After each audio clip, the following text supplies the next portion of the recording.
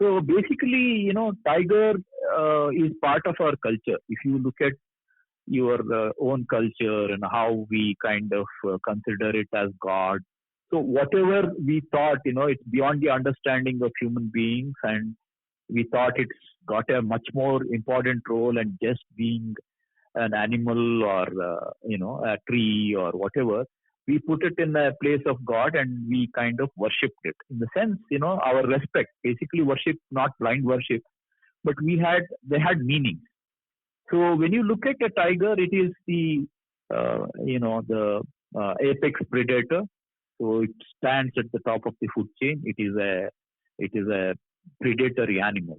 So what is first of all, it's a beautiful animal. So it has a very important role. Though it's a very beautiful big cat, the role it plays in nature is very important. So it is also a representative of what we do, or the representative of a forest. If you have a good forest, if it is got all the ingredients like good weather, good water, good source of food, and so on, then that forest can support a lot of deer and other animals, for example. So if these deer are there, only then the animals that feed on this deer can survive.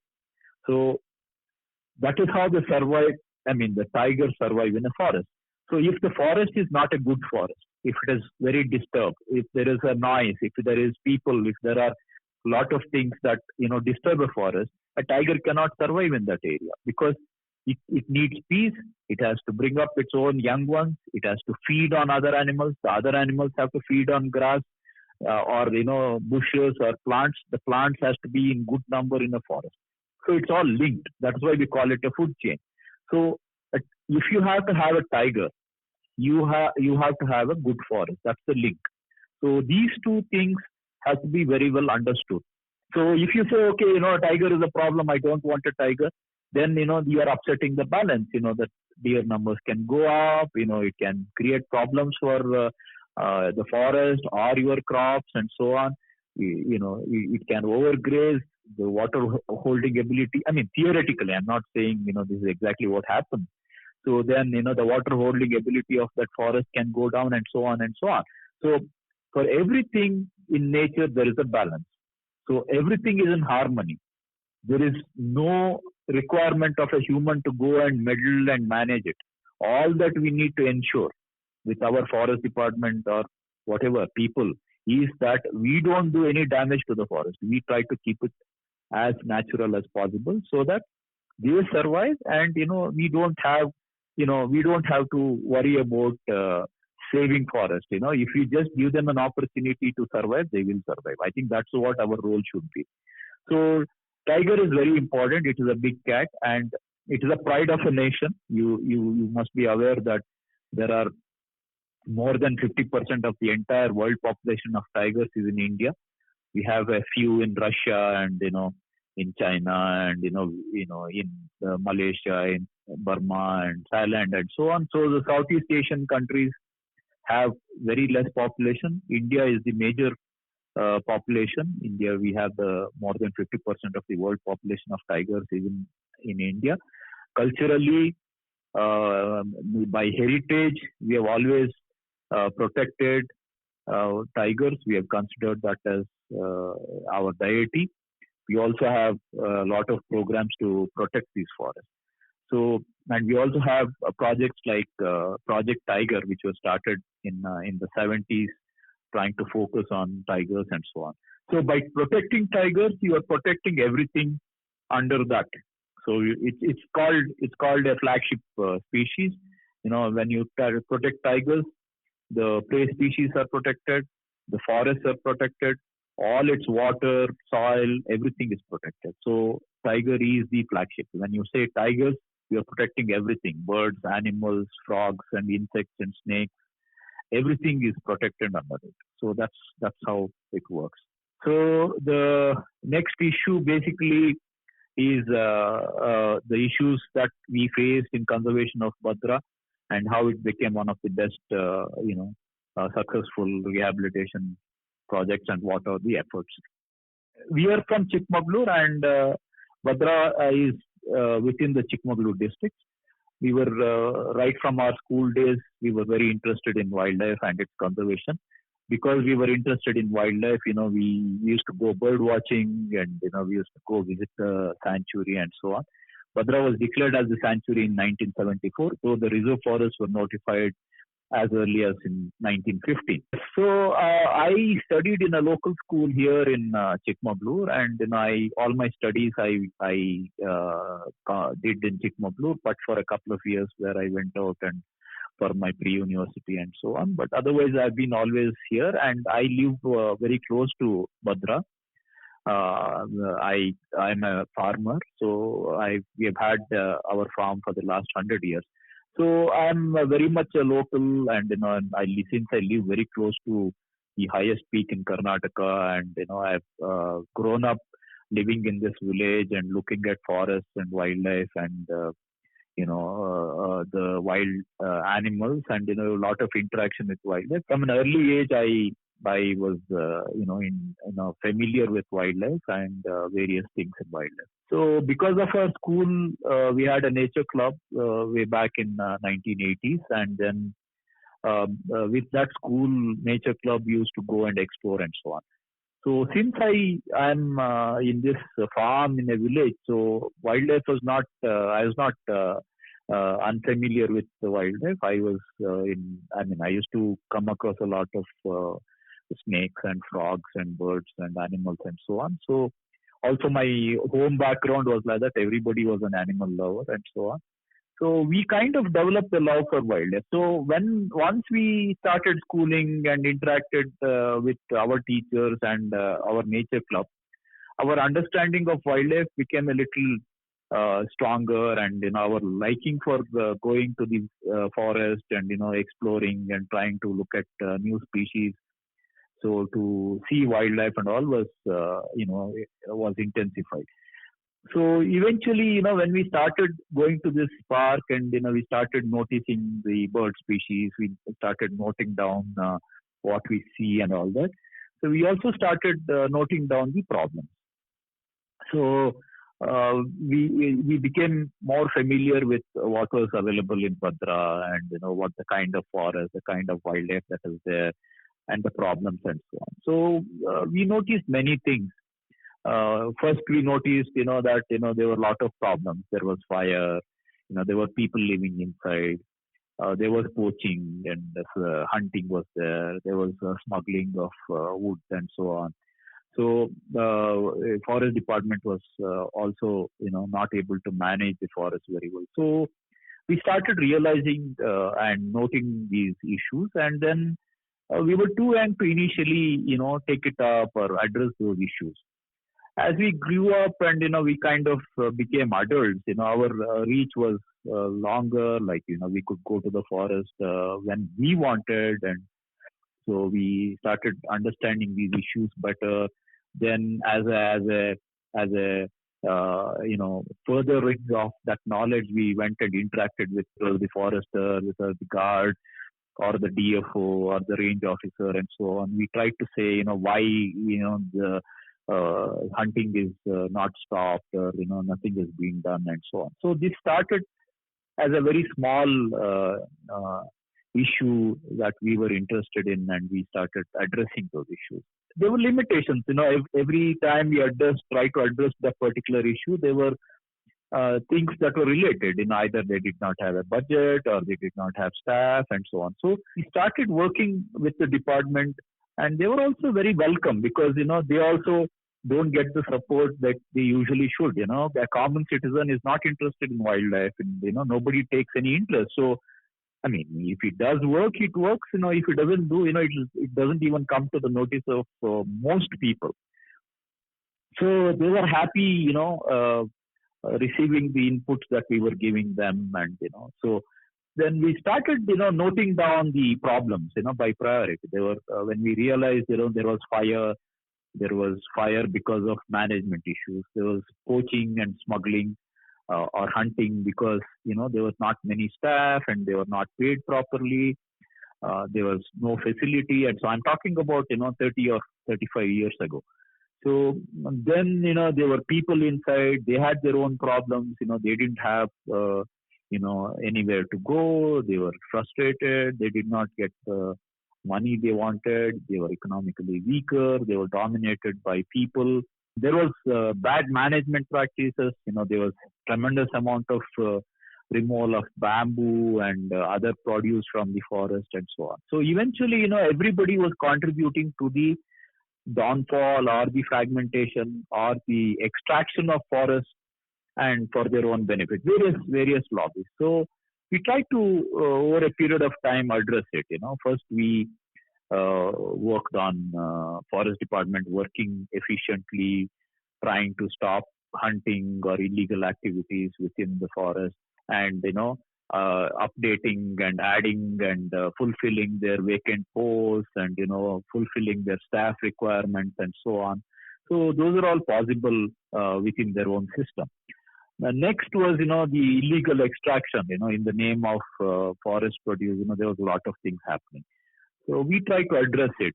So we try to plug all the gaps, and with working with the department, with government and so on, saying this is all not required. You cannot sacrifice a beautiful forest for your unnecessary requirement of people.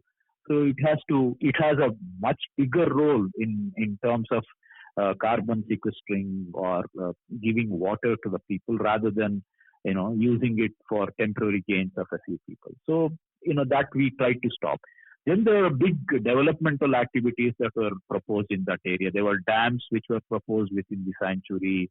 There were canals and so on and so forth, which we effectively worked with at various levels, and political level, bureaucratic level, and so on ground. So eventually, we kind of stopped all that. Then there was this big challenge of stopping many extractions, which we also did. There was timber extraction, officially timber extraction, that we stopped. Then official extraction of bamboo, that was stopped eventually. And we also filed many cases in the process of to keep the forest as it is in its original form. So those cases also, the courts were all coming very strongly, protecting wildlife and so on. So those things happened. And the biggest challenge was, these villages within the sanctuary. There was a proposal which had not progressed and so on. So then we took it up around in the 1990s, and then there were good officers, good revenue department officials. Then we went to the politicians. So everybody understood the value, and it took a lot of time for us to convince and take it up. Then eventually in '99, the proposal came into action, and then between '99 and 2001, these 13 villages were shifted out of the sanctuary and to a good place where they had irrigated land and much better facilities. They did not have animals coming in, preying on their cattle, or raiding their crops and ruining it. So the entire forest was cleared out of conflict situations. So the people got good package. They get sites, housing, civic amenities, land, and so on. So they are living a very good life now. They are much better off economically, socially, and also politically, and they have better relationships with their own families, relatives, and so on. So it's a fantastic thing. So it is also because a lot of people, including the people who are living inside, everybody kind of understood the value of it. Everybody contributed, including us. We played our role. The officials of the forest department played their role. Revenue officials played their role. Politicians played their role. So everybody joined hands, and it became a very beautiful project, and people are happy. At the same time, the forest is free of people, free of cattle. There were 2,000 cattle and 2,000 people. Now today, you don't have any cattle grazing inside. What was very, very critical for wildlife was eaten away by cattle. Now it is not the case. The entire area is meant only for wildlife. Wildlife is thriving. The numbers are good. They have very healthy kind of numbers, whether it is tigers or elephants or gaur or cheetal or whatever. So everything is coming back. So this is a great kind of a situation where people have been benefited. They have better life now. Also, wildlife has better life. So this is something that was the biggest kind of a project that ever happened to this particular place. Now, 500 square kilometers of forest is free of people and cattle and all the anthropogenic pressures that was there. Fire, hunting, smuggling, nothing is there. And it's also very nice to see people progressing. Their kids are all going to schools and colleges. They are finding jobs. They are economically much, much better. Their crops, they get 100% uh, of whatever they grow. They get good markets. They have the reach for the best agricultural methods that are available. They have transport. They are part of the society today. Earlier, they were not. They were isolated and they are living in the middle of nowhere. Nobody would go to their villages. Their social life was not good. Nobody married people from those villages, or nobody got their kids married into those villages. So they had a lot of social issues. Their economical status was very poor. Today, they're much, much better. So they get good prices for their crops. They get good markets for their crops. They have access to roads, access to schools, access to health. So all this has a big difference has been made in their life because of this particular project. So I'm very positive. I look at people living good life. I also look at wildlife at peace, and whatever that sanctuary was meant for, it is fulfilling that particular purpose. In the process, in the last 30 years, we have found many people who are very strong, defenders of wildlife. And one thing we made it very clear was we wanted to only work within our district. We did not want to spread ourselves. So we have many organizations. So one was called Nature Conservation Guild. So that was one of the earlier organizations. Then there is this Wildcats, which is still strong and going very strong. Then there is one more trust of mine called Bhadra Wildlife Conservation Trust. But the most work is done by Wildcats. So this is a small trust that we have with many members. So there is a 75-year-old person and there is a 10-year-old person in our group. So irrespective of your age limit or something, we kind of, we got no subscription, it's got no fees, nothing. The only qualification that is needed is you should be interested in wildlife. That's all. So, we still go out on trips. We do work, we kind of learn about many things. We go bird watching, we go field trips, we go to the forest and so on. So, basically, we are kind of limiting all our work to within the district of Chikmagalur. So, it also includes many cases against government, against people, anybody, anybody who damages forest in our when in our district, we kind of try to convince them not to do it. But we also go to court. We have kind of fought many things. We have fought mining, we have fought windmills, we have fought roads, we have fought forest destruction, we have fought many things like that. So it's basically we are an activist group with a bit of science and a bit of understanding about nature and wildlife. But we are mostly, trying to defend it. Many of our team members have done extremely well in studies, in wildlife studies, in bird watching. There are some expert bird watchers. There are some expert herpetologists, and so on. So, we kind of know about all that. We have continuously interacted with forest department wherever it's possible to support them. We have supported. We have also criticized people. We have criticized politicians. We have criticized things. Our motto is very clear. We are only interested in wildlife conservation. All of us are volunteers. All the 100 that are part of our group, many of them go and work for free whenever they have time. We have conducted social surveys. We have conducted wildlife surveys. We have volunteered for many of the government surveys, whether it is wildlife survey or other things. So we have been continuously engaged since because we are all locals. We live here. We are spread out in the district, so we actively take part in all the wildlife related issues. So whether it's education, whether it is activism, whether it is collecting data, whatever it is. So yeah, that's how we kind of have a strong presence. People appreciate us.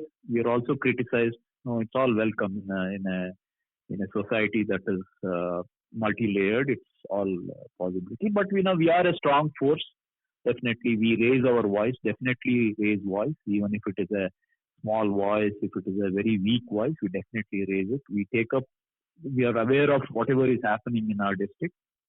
So whenever our intervention is required, at whatever levels, we try to do it.